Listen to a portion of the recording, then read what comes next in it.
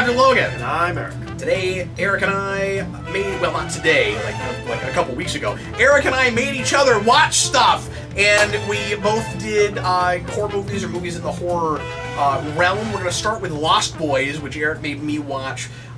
This is a vampire movie that was directed by Joel Schumacher and starring Kiefer Sutherland. Well, it's starring... Oh, okay, well, he's the lead vampire, but he's not like the main character. No, it's starring... Who is the main guy? I forget what the main guy's name is. I guess I don't know. I do know his name, I've just forgot. He's the lead in Speed 2, he's the bad guy in The Losers. I know who he is, I just can't remember what his name is. Oh, okay. And then also, Corey Haim is the younger brother. Do you remember the brothers' names? Because you said you would not forget them. Look, it's been like 3 weeks since we watched. I know it has, but you said you would not forget them. I mean, at least the older brother. I'm sure you my should be head able to will remember. explode when you mention it. It's been, like I was gonna say, I'm gonna need you to help refresh me on this because it's like the first thing we did for the omnibus, It is. and I've watched a million things since then. I'm sorry, right off, I don't remember. So the older brother's name is Michael. Oh, that's right. Yeah. You're eating maggots, Michael. How they taste? Oh, I'm sorry. If you had reminded me that it was a name that was repeated 150 times, then I could have told you. I couldn't remember why I was supposed to remember that. Yeah. I forgot. Okay, so they just... Michael wants to... Who wants to? Michael wants to. Michael! Michael, constantly. Like, the younger brother's name is Sam. No, I should not have forgotten. Yeah, and Sam is said frequently. Yeah, it's not as often. Not as often as Michael. I'm sorry, I almost want to start this video over. I feel really bad not remembering that right away. I'm sorry, I watched a lot of stuff. Since then I've watched 7 Friday the 13th, not Friday the 13th, Nightmare on Elm Street movies. Yes. So, I never thought I would hear a name in a movie as many times as Carol Ann in Poltergeist, but there it is. That's spread out. It's across the whole movie. Carol Ann? No, it's like every 5 feet. Yeah, yeah. Like there was not a line of dialogue about or to Michael that does not begin or end with Michael, and some of them might do both. Yeah. No, and it's real distracting. I tell you, that's the charm of the movie for me for some reason. This is another one of those things that sort of feels like a thing maybe I should have seen earlier. I see this in my early teens. I think that's where most people find it. Yeah, sure. There's a real charm to this movie. I liked it a lot. This movie's on the cusp of being classic versus cult classic. Yeah. I don't know which side it actually falls on. I would say it's probably technically cult classic, but almost on the other side. Like you've heard of this movie, yeah, yeah. I think most people have heard of but it's also not Monster Squad. Like it's on the other side of Monster Squad. More people have seen this than that. Yeah, absolutely. No, it's much bigger than Monster Squad. Most people I know that are like the generation back from mine have seen like all of my friends' parents have all seen this movie kind of thing. Yeah. So maybe it was a classic, but like now it's become cult. Like it's reverse cult classic. But like it was popular, but now it's like kind of popular. Anyways, so this is a movie about a family that moves to a town. Oh man, what is it? Santa something. It's not Santa Prisca, and that's immediately what jumped to my mind. I'm sorry, I do not remember details about this movie. Yes. So they move to Santa something, which is the murder capital, of the country. And it's mom and 2 sons. Vampire culture. Yeah. Well, yeah. There's all these teenagers there, and they're helicopters, or there's all these vampires there, and they're helicopters. Oh, and because anytime the vampires fly, we just got the helicopter shots. We never actually really see the vampires fly. So our joke throughout the whole movie is they don't turn into bats; they turn into helicopters. They turn into helicopters. Boy, that Santa thing is going to annoy me. It's Santa something. Fine, look it up. Please. This way, Eric can give us a synopsis. So, the continue, Eric. The older brother, Michael. Michael meets a girl named Star at the. I mean, there's a point in the third act where I go 1001, 1002. Michael. Michael meets a girl named Star at the sexiest jazz concert there has ever been. Do you remember the jazz? Do you remember the saxophone player? The oiled jacked saxophone player. Santa Carla. Santa Carla, yes. Is Santa Carla a real place? No. The fictional Santa Carla is based on Santa Cruz, where much of the movie was filmed. The one thing I never liked about Santa Carla was all the goddamn vampires. So anyways, so Michael goes off with this girl who's kind of dating Keith Sutherland, and he becomes a vampire, and he becomes embroiled with these like vampire kids. At the same time, the younger brother Sam meets the Frog Brothers, who live in a comic book store, run a comic book store. Not sure if they actually have parents. They mention them. We see them. I'm not convinced those are Their real people. performances are hilarious. Yeah. They're like entirely deadpan. Yeah. It's Corey Feldman, because Corey Haim is Sam. Corey Feldman is the first Frog Brother. I have no idea who the other guy is. There was this like for folks that are younger than us.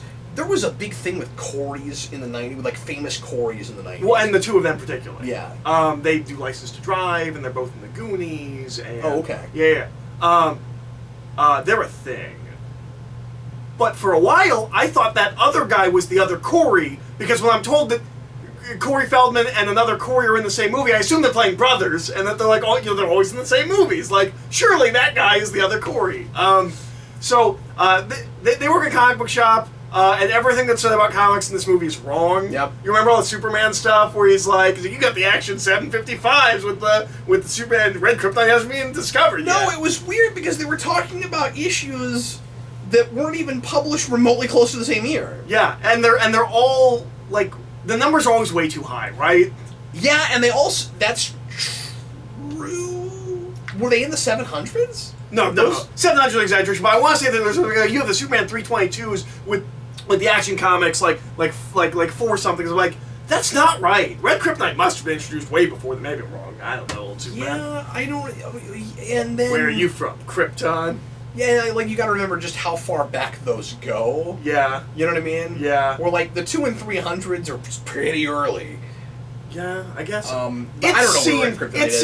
It seemed everything he said seemed wrong. I thought so too, but the bigger issue for me was that even in what 80, no, it's like 86, 87. What year were we here? I think 87. Even in that year, and like comic shops are starting to really pop up. Mm-hmm. Even in that year, you wouldn't have books. Some of the books that we saw out where people could just get to them. I don't think. Not I think some of that just stuff, not hanging around. Some of that stuff would have been behind a counter. Yeah. Yep.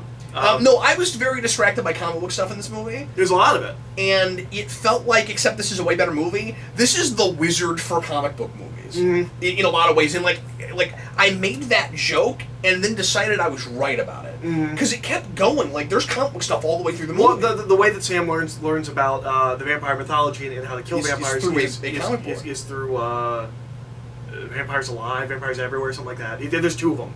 And no one's ever made them, and it really annoys me. Just put out those 2 comics. Put it with a DVD box set. I don't understand. And it's one of those movies that has like one fake comic book and then everything else you see is real. Yeah. And then that was a cool comic shop. It was a really cool comic shop. And then the mom gets a job. Oh, and the crazy comic T-shirts he keeps wearing. Yeah. And the weird poster he's got all over his wall. I don't know what's going on with some of those. Joel Schumacher made this movie. Remember that? That's right. Mm-hmm. And then the mom starts dating. They're not comic book things. That's all we're saying. And then the mom starts dating this guy, and they think that he might be like the head vampire. And then they do all these tests on him, and none of it works. They give him garlic. They give him the holy water, and then all of that. So they find out that Michael. There's a real surprising reveal with that guy. Yeah. It comes up with its own rule for vampires that I think is interesting, and I remember, like, my mom used to tell me about horror movies when I was a kid. Like, I wasn't old enough to watch them, but she'd tell me about them. Interesting. And this was one of the movies she told me about. So when I finally saw something like this, is the movie my mom was talking about. The rule that they establish is, if you invite a vampire into your home, it renders you powerless. So that's why, like, he could eat garlic, and, like, holy water didn't affect him. Was like, apparently in this universe, if you invite a vampire in, you can't do anything to stop it. I didn't pick up on that. Yeah. Because I was wondering at the end, because, spoiler, like, big spoiler, but it turns out he really is the leader of the vampires. It's actually a really interesting plot that, like, he's like, I wanted your boys to get together with my boys, and they all need a mother. It's the Lost Boys. Like, it's Peter Pan, it's Wendy. And he wants...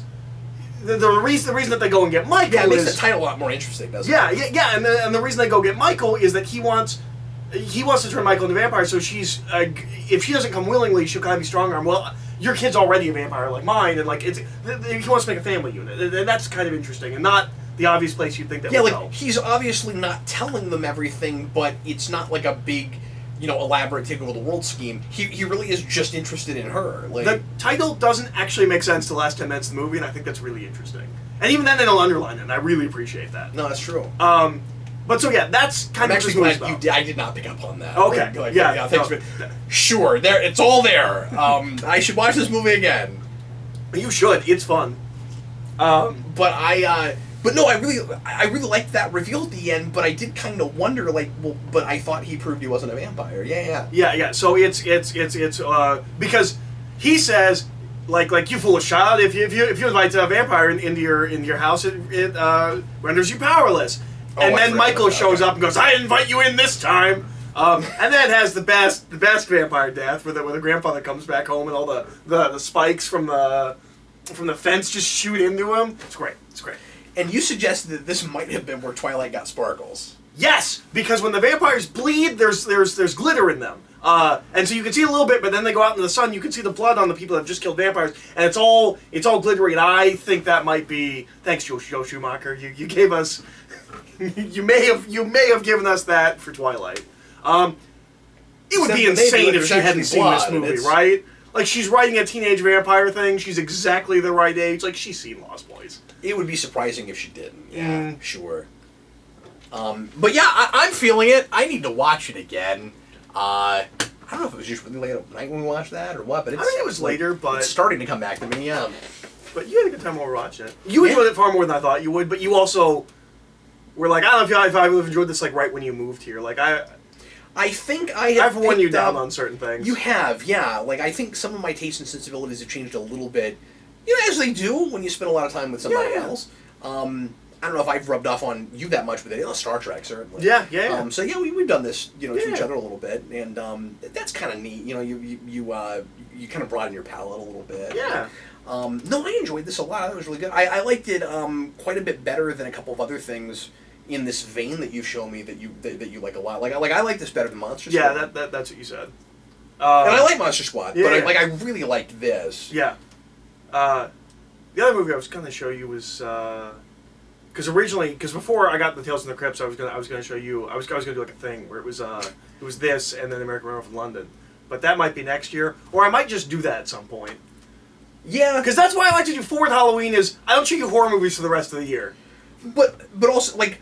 The next Omnibus is going to be just after Halloween. Yeah. And we already have some horror stuff on that. Mm-hmm. So, we might just do more scary stuff next show. Sure. If you want to. Yeah. Unless you just don't want to waste them yet. No. But if you wanted to do 4, you might as well do one more, and maybe I'll do one more. Well, I already did 2, because I did Tales from the Crypt instead of that. But okay. if you're cool with that, I'll totally do American Werewolf in London. Yeah, if we have time to each do one instead of... if I just do one, then we'll just do that. Yeah. And my next thing probably will also be horror related. So okay, yeah, if we have time. I'm between a couple things, and I think you know the couple things. So yeah. But anyway, so I made somewhat predictably probably I made Eric watch the second Child's Play movie. I did Child's Play 1 last year, and it turns out I actually have a couple of other horror movies or movies in the horror vein that I've seen that Eric hasn't that I could show him. But this is the one I remembered really liking, and I was curious to see if it held up. And so that's the one I picked. Mm-hmm. And I dare say we had a lot of fun watching that. We did. There's a point where I just lose it. Like I just laugh really hard. The first Child's Play, which you thought was the point that was going to gross me out. I thought it would freak you out, yeah. But then I saw what it looked like again, and I was like, oh no, this is because it's not going in. Like I don't get to see it going into the eyes. That would have freaked me out. If I watched it slowly lower into the eyes, but it's just the thing comes down, and his eyes are all googly eyes. It's hilarious. The first, well, and they telegraph it from a mile away. Yeah. The first Child's Well, the second Play, he lays down, I'm like, oh, are they going to get his eyes with those eyes? And I was like, yeah, they're going to do that. The first Child's Play movie is okay, but didn't hold up as much as I was hoping it would. It feels like a low-budget, borderline indie production. I watched these when I was a kid, when I was 11, 12, so earlier than I probably should have. Mm-hmm. But I have nostalgia for them, and they were kind of my first horror movies. Maybe Poltergeist was my actual real first horror movie, but these stuck with me a lot too. Mm-hmm. And but the second one, I remembered having higher production values. I remember the pacing being better. I remembered thinking just overall like it was more artistically made, and I remember it being a lot more fun. And I remembered the third act having some like kind of genuinely inspired stuff in it, just for like horror gags and living in a space and doing cool things with the space in the toy factory. And it was exactly like I remembered it. Mm. No, it's a huge I think step it's up quite good in like every for way. this genre. Production-wise, it's a huge step. Like it feels like the first movie was like insanely successful, because this movie is such a step up production-wise, but it's also It feels better, like another studio made it. Yeah, it's also better directed and it's better written. Now, that first movie felt like there was a lot cut out. Yeah. So like maybe it's a more coherent Which I didn't script. remember when we watched it. We were like, "What was hobbled out of this?" And like we were confused about rules and things. Yeah, it's possible that movie was a more coherent script, but this is a more coherent movie. It feels like it was written by more competent writers, or maybe more confident writers. Maybe they've done some stuff in between. I don't know if it's the same writers. But no, this was head and shoulders above it. This feels like a great, like, 10-11 horror movie. Like, yeah. It's not too bloody, and unlike the later Chucky's, so, like, it's not super sexual. Maybe I wasn't just the right. No, I think you're probably just the right age. I kind of wish I'd saw these when I was younger. This stuck with me so much, Eric, that like at that time, at that age, like I wrote a Child's Play fanfic. Oh wow, that's fun. I don't have it anymore, unfortunately. But I did. I tried to. I think I watched 3 also. And I tried to write like a Child's Play 4 before they made. Oh, cool. Bride of Chucky. I met someone today whose name was like Charles Ray something, and I was like, wow, that's real close to Chucky's name. You didn't tell him that, did you? No, but well, it was someone from. It was just over another store, and I was like, that's real close to Chucky's name. It's Charles Ray something. He goes, and then the guy on the other side's like, no, it's Charles Lee Ray, and I was like. Yeah, he's like, yeah, I just watched Child's Play. I was like, I just watched Child's Play too! Not also! Child's Play 2! Yeah, the second one! No, this movie is a huge step up. I, especially watched based on the first movie, I've never fully gotten the Chucky thing. Yeah.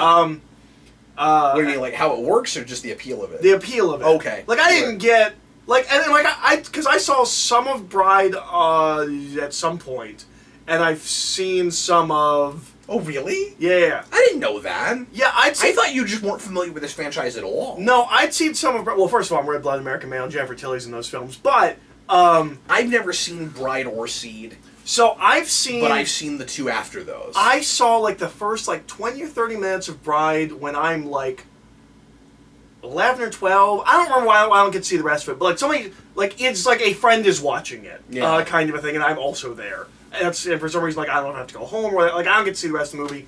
And I've seen parts of Seed on TV. Like, they used to run on, like, FX and stuff. So, like, I've seen parts of it. But especially because of those 2, I was like, I don't get it. Like, what? Like, I guess it's kind of funny, but, like, I don't really get the appeal of this. Which is part of the reason I never went back. And the first movie, I was like, yeah, this is fine. Why wouldn't people shut up about this when I was younger? No, this makes complete sense. Like watching this makes complete sense. Like, no, it's a really... The tapping into your childhood thing. Yeah, it's a really fun movie. For me, initially, when I was a kid, it was... And I talked about this last year, but it was like I had the My Buddy doll that this is kind of based on. And so, like, it was really easy to... imagine the scary stuff of like a toy you have that's like a beloved toy that you really wanted that like comes alive. And this almost feels like and like you kind of lose your childhood. This feel like. Go ahead. Sorry.